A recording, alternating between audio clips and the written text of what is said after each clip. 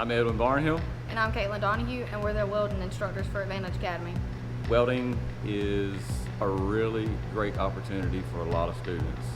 We try to give them the best opportunities and the most information so they can be as successful as possible. We do shielded metal arc welding, gas metal arc welding, gas tungsten arc welding. We do oxy-fuel, plasma cutting. And we're looking for students that have good time management skills, working with your hands, students that are dedicated, because it's not something that's learned easy. It takes repetition until you really get that quality.